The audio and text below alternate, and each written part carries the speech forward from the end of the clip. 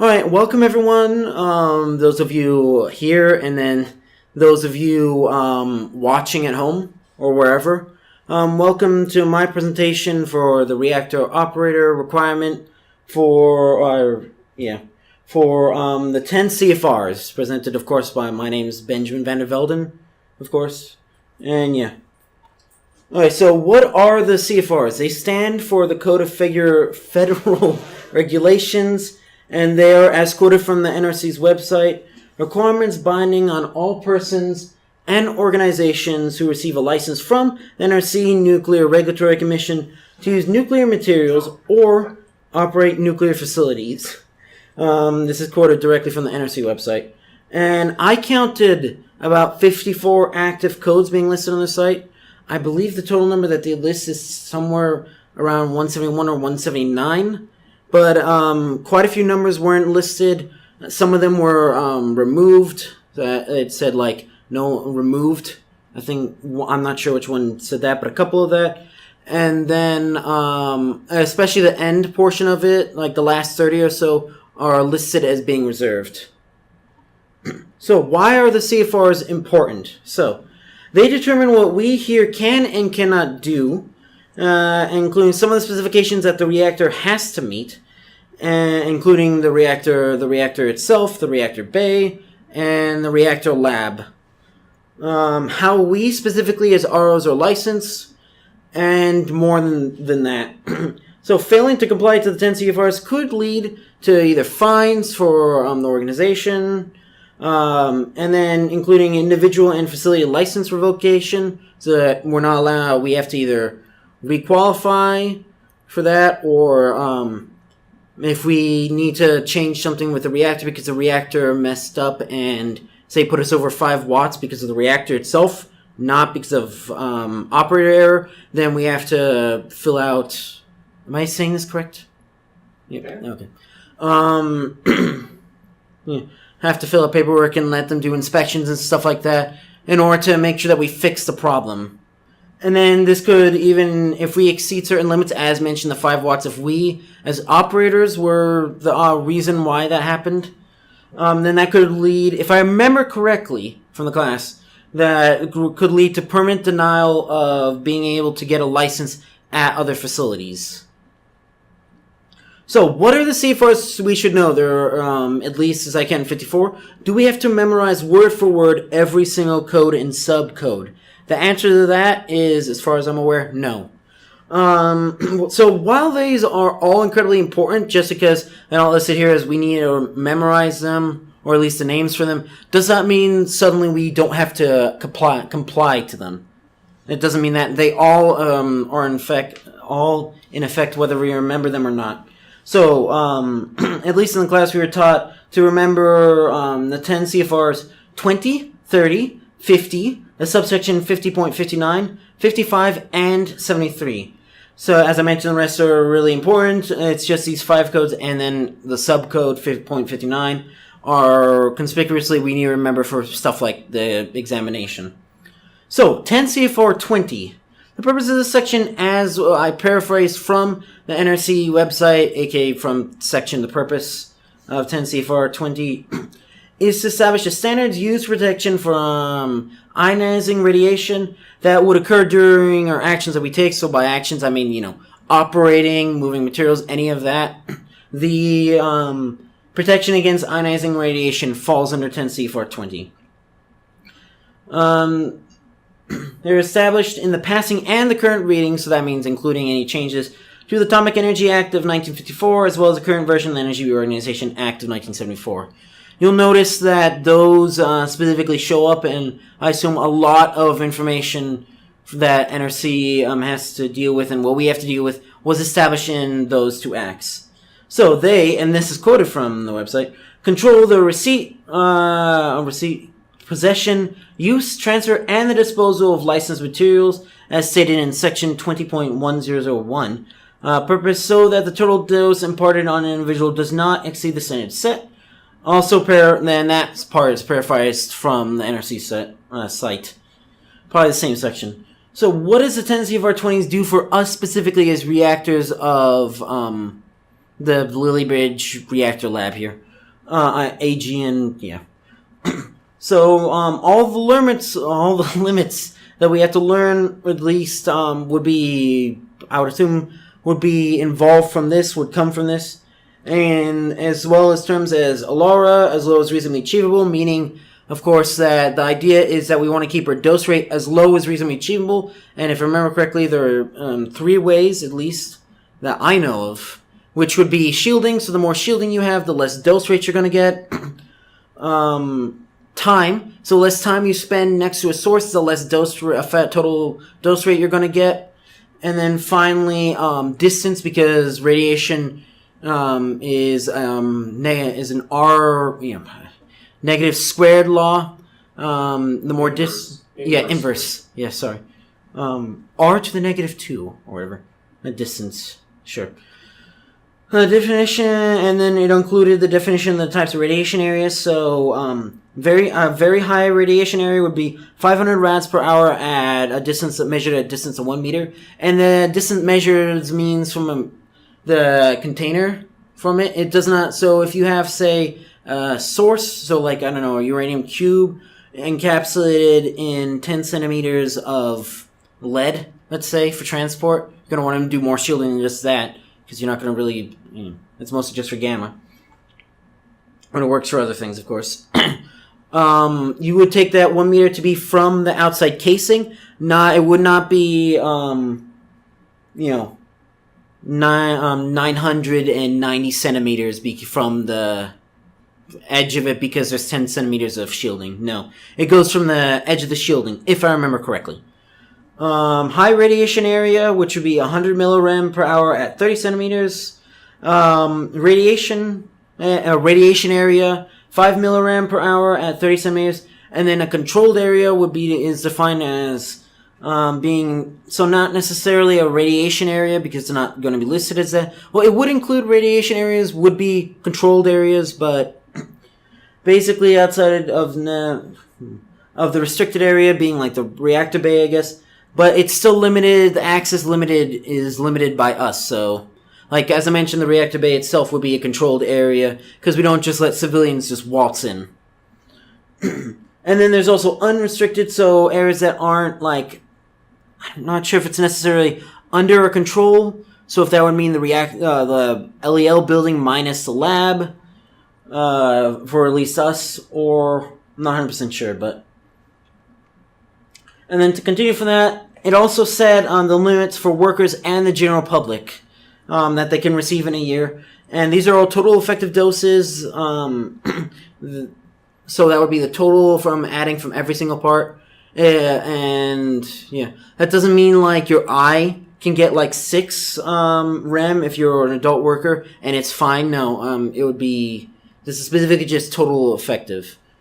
Because those, like an eye, I believe, if I remember correctly, it was 50 millirem, something like that. I'm probably wrong, but...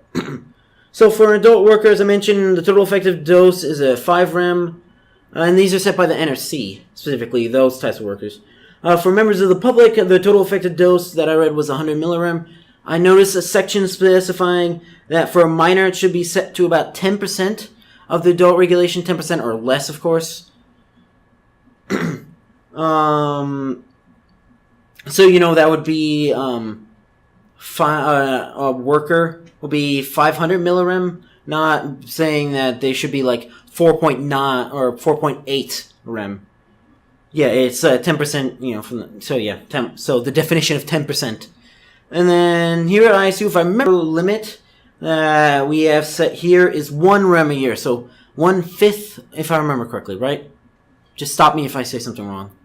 Well, yeah, but that's your job to know this stuff, but it is 1 rem. Yeah, okay.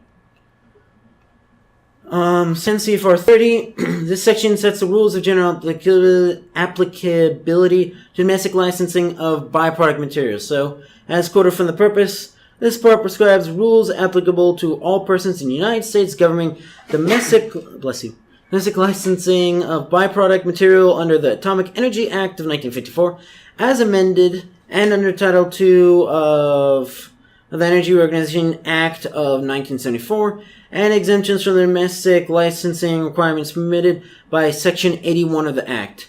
This part also gives notice to all persons who knowingly provide to any licensee, applicant, a certificate of registration holder, contractor or subcontractor, components, equipments, materials, or other goods or services that relate to a licensee's applicants, or certificate of registration holders' activities, subject to this part that they may be individually subject to NRC enforcement action for violation of 30.10. So again, saying that these exist, so if you violate them, you are still subject to them, even if you didn't know.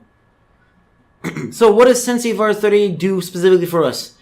So this code controls things such as the license required in order to move and transport materials. And by materials, I mean, of course, radioactive materials, such as including the movement of fuel in and out of the bay if that ever happens in our lifetime.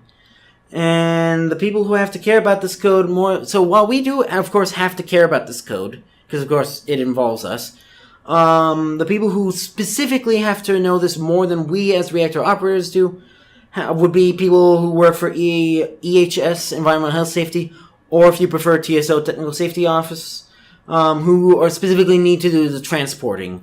So by transporting, I mean stuff like moving, as I mentioned, fuel in a moving car, like a truck or anything like that.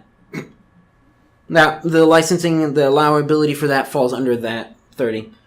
So 10 CFR 50, the domestic licensing of production and utilization facilities. So basically, you know, what a license is, AGN 201 to be legal. So as quoted from the purpose of 10 CFR 50, the regulations in this part are promulgated by the Nuclear Regulatory Commissions pursuant to the Atomic Energy Act of 1954, as amended, and Title II of the Energy Reorganization Act of 1974, to provide for the licensing of production and utilization facilities. This part also gives notice to all persons who knowingly provide to any licensee, applicant, contractor, or subcontractor components, equipment, materials, or other goods or services that relate to a licensee's or applicant's activities subject to this part, that they may be individually subject to NRC enforcement action for violation of 50.5. And this is quoted from section 50.1, which was the purpose of 10 CFR 50. So why do we have to care about 10 CFR 50? So this is the code that allows our facility to be licensed and exist. I mean, of course, you know, it's going to exist without it, but not legally, at least. As part of this code, section 50.36 is required. So this is an interesting part that I noticed, is that point 36 specifically requires a technical specification exists for, of course, any reactor or facility or anything like that. So this would, of course, be power plants or anything like that. All require a technical specifications, tech specs, and this included the specification of there needs to be a section about safety limits, limiting safety system settings, and limiting control settings, so, you know, SL, LSSS, as well as limiting conditions for operation, LCO, surveillance requirements, design features, and administrative controls. I didn't specifically, I probably, if I were to search deeper, I might have seen something for definition, but I didn't specifically see it mention definitions. But as part of the codes, a lot of the sections mention, like, it'll have the purpose and about the next code, or, you know, code down below, something like that, or subcode specifically mentions definitions. So, of course, it's a good idea to put definitions at the beginning of your section to make sure that people understand what you're talking about. Or at least make it easier for them. So why was 10 CFR 50.59 specifically important? So this was mentioned in the class. It allows us to make edits to documents without seeking NRC's approval. And this is for very specific cases. So this applies to changes that do not affect the technical specs noted in the license more than minimally, and this is pretty much quoted from them, minimally increasing the chance of accidents and malfunctions. So this would be things, as I mentioned, well, I will mention things like grammatical corrections, spelling errors. So if, you know, a paragraph is hard to read, and we can change it. If it does not change the meaning of, or cause the ability to easily misconstrue the original meaning of that section. So, like, if it's grammatically incorrect, like, or even if it's grammatically correct, but it kind of is confusing and hard to read, if it doesn't change the main purpose, then we can fill out this form, the form that existed because of 50.59, without having to go through the months-long NRC approval process.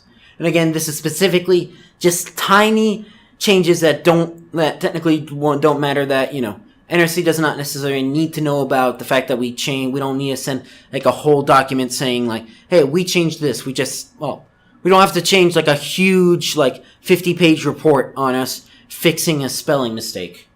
If it does not change, the basic idea of it.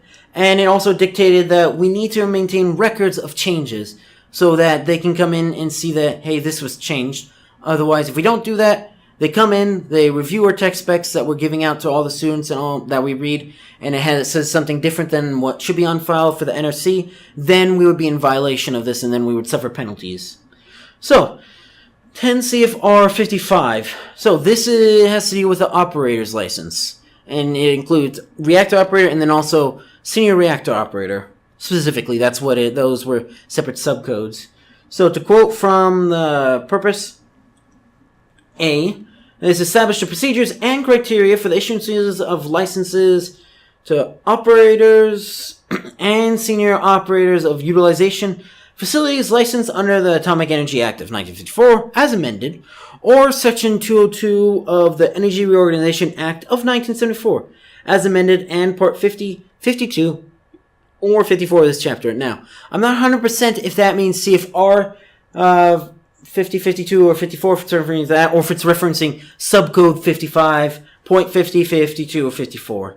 Not 100% sure on that, but I should be. B, provide for the terms and conditions upon which a commission will issue or modify these licenses.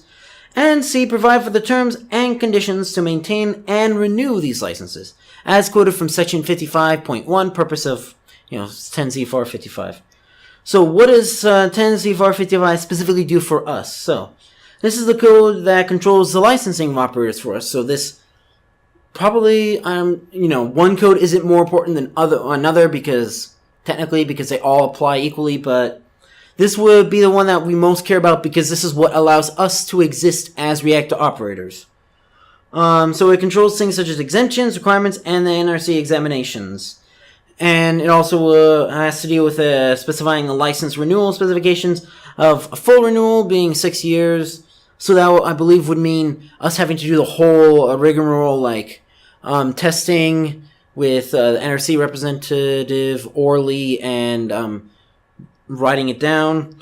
Medical examination has to be taken and then sent to the NRC every 2 years. And then we need to take a written exam and an oral operating exam, but I don't think that means we have to basically redo our licensing thing every year. That's only every 6 years. So 10 CFR 73. So this has to deal with the physical protection of plants and materials, or, a reactor lab, reactor bay, what we have to do here. So, as quoted from 10 CFR 73, this part prescribes requirements for the establishment and maintenance of a physical protection system which will have capabilities for the protection of special nuclear material at fixed sites and in transit, and of plants in which special nuclear material is used. The following design basis threats were referenced in ensuing sections of this part shall be used to design safeguard systems to protect against active radiological sabotage and to prevent the theft or diversion of special nuclear material. Licensees subject to the provisions of 73.20, except for fuel cycle licensees authorized under Part 70 of this chapter, to receive, acquire, possess, transfer, use, or deliver for the transportation formula quantities of strategic special nuclear material. 73.50 and 73.60 are exempt from 73.1. 73.1, so A1IE, A1 triple I, 73.1 A1IV, 73.1 A2 triple I, and 73.1 A2IV. Licenses subject to the provisions of 72.212 are exempt from 73.1 A1IV, and this is quoted from section 73.1, the purpose. So what does 10 CFR 73 have to do with us? So essentially, this has to do with like how the reactor lab itself is built. So in order to maintain security of the laboratory. So this would include things such as the heavy doors that are outside the reactor bay, the subcritical assembly, and the very outside of the laboratory. And then the security cameras, secure coverage within the laboratory, including the bay and the laboratory outside and stuff like that. And having that sent to our personal security division, public safety, being watched by that. Has to do with stuff like keycard access, who is allowed to have keycard access, including, and then stuff like being notices that are posted outside the door, so such as we can't bring explosive materials, we can't bring in weapons, guns, anything like that. Otherwise, we'd be in trouble, of course. And then it also included stuff, while this doesn't necessarily affect the reactor itself, this would be the installation of computerized portions. So if the reactor was like controlled by a computer, a digital computer, we would have to, install the proper firewalls, security systems, antiviruses, and the like in order to prevent outside sources. So cyber attacks. So they can't, hack into our reactor and then start causing mayhem. Since we have, our vacuum tube system that's not necessarily computerized, it's not controlled by a computer. It's mostly manual. We don't necessarily have to care about that section that much. I'm not 100% sure if the computers in this room have to have like our specified, whether security or anything like that. But yeah. And then this also has to do with security and criminal record checks that we had to undergo. So, Trustworthy and Reliability Pack at least owes part of its conception from 10 CFR 73. I'm sure it would exist even if this didn't have to, but this specifies it, so at least it requires something similar to the safety pack. So overall, as reactor operators here, what do we need to remember? So, as I mentioned, while all the rules and regulations are incredibly vital to the operation of this facility in order to act legally and safely and be in compliance, these operator reactors do not have to memorize word for word all the 10 CFRs. That would be a difficult job, and there probably would not be as many of us if we had to do that, especially as students, because we have to do that for their classes long enough. But we need to know them. We need to understand them, like how they affect us, especially like the specified things. And we need to at least be able to, at least for the test. So of course we need to know and be able to recite the CFRs mentioned, being 20, which deals with radiation safety, 30, materials, 50, facility licensing, 55. Operator licensing, and then 73 security. Those are what we need to be able to recite for the exam and stuff like that. So, and then of course my references page. Any quotation in this section came straight from the NRC 10 CFR public site, and then that's my attempt for an APA source of this.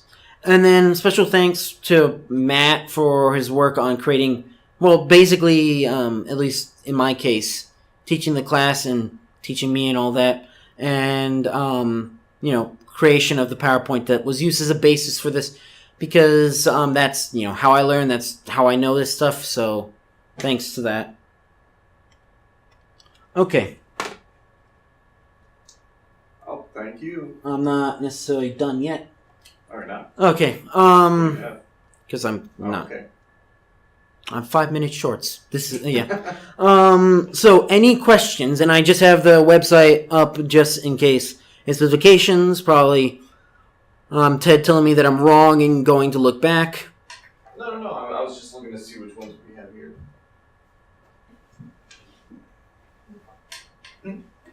So any questions? Any clarifications? Anything I did wrong that I should look up so that I don't poison your minds? No, the only thing I noticed was that when in one of the parts when you were talking about subsections, and you were saying like triple I or IV. It's actually the Roman numeral. Yeah. Yeah. Okay. Yeah, but I didn't want to say 1A and 3 or whatnot. Okay. Just let me know. That's all. Yeah. So yeah, it's okay. So yeah, there's 71 codes technically. 72 to 199 they're reserved, and then it was 53 is reserved. Okay. So reserved, it was no longer applies or whatever. I remember that wrong. I knew that one of them was saying that one of them in the middle of it was saying 53.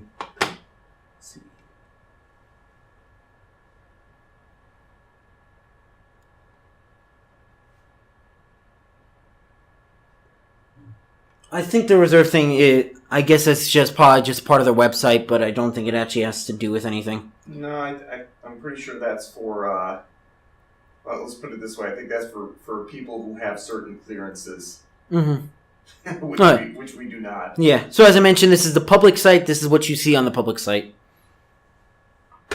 Maybe in the future we'll be able to see this. Who knows? I mean, like, when we, go and work for the NRC in 10, 15 years. That's what I mean. I don't mean, who knows? Maybe this site will become the most important nuclear place ever. When we get upgraded. Yeah.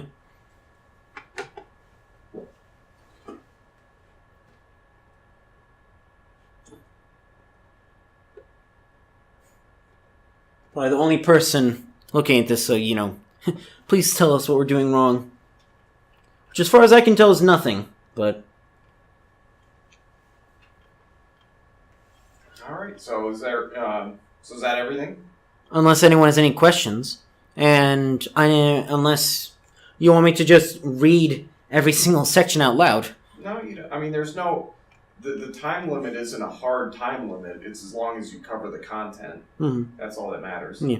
I think did I cover the content? Yeah. Okay. So, that'll be it for this presentation. So for those of you watching at home or wherever, thank you for watching this. I'm sorry you weren't able to attend. That's definitely my fault. Yeah. And this should be up by, by this afternoon. I just need to go take these files, run them through the processor and stuff like that, bind them together and all that. So, thank you, for those of you watching. I hope this was informative, and, I hope this is to your benefit and not your detriment.